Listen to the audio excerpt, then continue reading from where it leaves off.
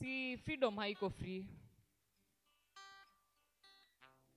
Hata tukijaribu kusema why free, huwa inapeanwa hata fee. Death yetu kwao ni life. Safari yetu kwao ni joy. Na Christ zetu kwao ni smiles. So tumefungwa na chains za neo-colonization na mouth zetu ziko sealed na abduction threats. Tumefungwa na chains za ufisadi, ubinafsi na empty promises, yet kila jioni most of our plates ziko empty. Tumefungwa na chains za utawala, ukabila. Na kila time tukienda kwa streets kufight hizi vitu zikam to an end, ni life yetu inakuwa brought to an end. Tumefungwa na chains za drought, hunger, famine, yet instead of coming to our rescue, waliamua flying outside the country will be their thing. So the past 3 years zimekuwa living hell. Hadi wale wase huenda happy hour huko na sad faces, na kaa uniamini hebu ambia DJ apause muziki na ulize nani must go. Si maisha imekuwa mlima. Vitu hazikutani. Leo tukicomplain about police brutality, kesho wataua Albert. Leo tukicomplain about end femicide na end GBV, kesho watatu-rape kwa streets tukiprotest. Leo tukicomplain about mtukufu lies, kesho utampata church penye wasee wana spread gospel akispread lies. Inabaki tu tumeomba mwana wa Mungu come to our rescue na atusaidie kubreak na kufree this and free freedom. Si leo tukilia vile bei askari imepanda, kesho askari hasira inapanda na anamwani maisha yetu atashusha.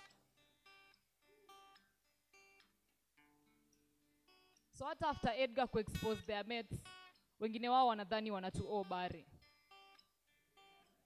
Daily tukishinda tukilia kwa streets juu ya njaa, tunalishwa tear gas. Betrayal in the city squeeze ilifanyiwa devolution, betrayal iko hadi kwa counties.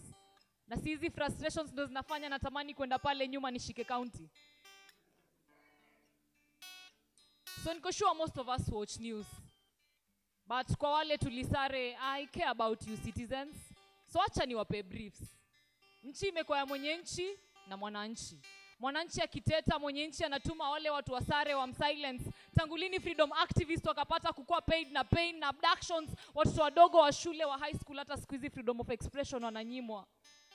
Na stories za police brutality zimekuwa kama daily bread. Na shida ni ati most of the evidence ziko 6 feet under with their mouths unable to speak. Si freedom haiko free. Na hata tukijaribu kusema why free, huwa inapeanwa hata fee. Death yetu kwao ni life. Safari yetu kwao ni joy. Na Christ zetu kwao ni smiles. So tumechoka. Tumechoka kuambiwa to stand up for ourselves. Economically sisi ni vilema. Tumechoka kutritiwa kama minus. Juu kila time kuna finance bill inapitishwa lazima mfuko zetu ziende minus. Tumechoka. Tumechoka ku advocate for peace. Juu kila time tukienda ku advocate for peace lazima our hearts zikwe torn into pieces. Kwanza a moment of silence kwa zile souls tuli lose during strikes.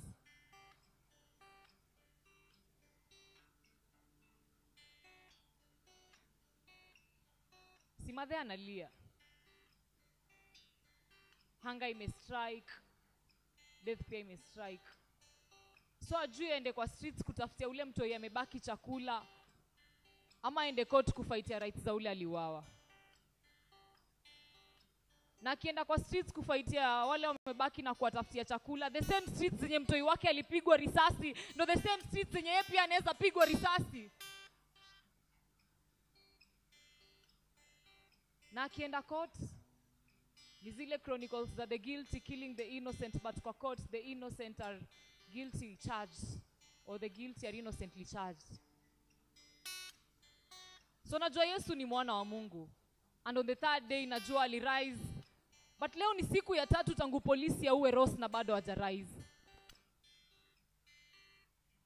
Ama ni jujina yake iko in past tense.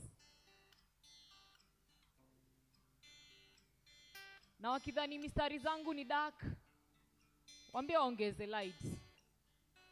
Juu freedom haiko free. Na hata tukijaribu kusema why free, huwa inapeanwa hata fee. Death yetu kwao ni life. Safari yetu kwao ni joy. Na Christ zetu kwao ni smiles.